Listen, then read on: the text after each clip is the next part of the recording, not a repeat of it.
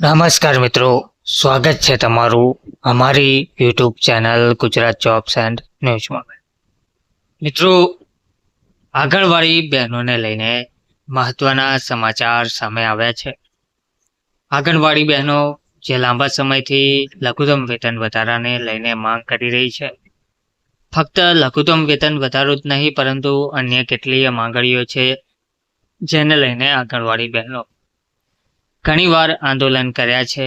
મુખ્યમંત્રીને પત્ર પણ લખવામાં આવ્યા છે અને માંગ કરવામાં આવતી હોય છે.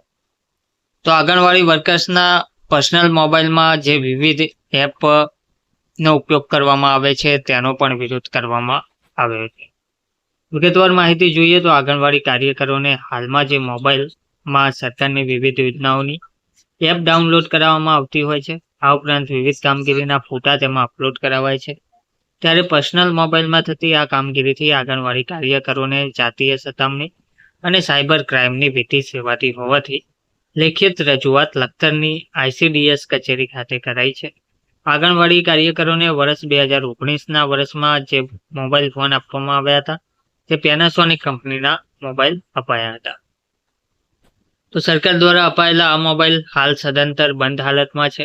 હાલ આંગણવાડી વર્કરો પોતાના પર્સનલ મોબાઈલ વાપરી રહ્યા છે, જેમાં સરકાર દ્વારા પોષણ ટ્રેકર એપ્લિકેશન, મારી વિકાસ યાત્રા એપ, કિશોરી BMI app, MMY app, GPS map camera app, WhatsApp એપમાં વાલીઓનું ગ્રુપ, પોષણ ટ્રેકરની માહિતીનું ગ્રુપ બનાવડાવે છે. તો પર્સનલ મોબાઈલમાં થતી આ કામગીરીથી આંગણવાડી કર્મીઓને જાતીય સતામણી અને સાયબર ક્રાઇમની ભીતિ વર્તાતી હોય છે. આ ઉપરાંત વડી કચેરીએથી આંગણવાડી કાર્યકરોને ફેસબુક, ટ્વિટર, યુટ્યુબ, ઇન્સ્ટાગ્રામ જેવા એકાઉન્ટ પણ ખોલવા દબાણ કરાવવામાં આવે છે. તો સામાન્ય માનદ વેતનમાં આંગણવાડી કાર્યકરો પાસે કરાવવામાં આવતી આ કામગીરીથી તેઓ ટેન્શનમાં રહેતા હોવાની લેખિત રજૂઆત લખતર ઘટક આંગણવાડી કાર્યકરોએ ICDS કચેરીએ કરી છે.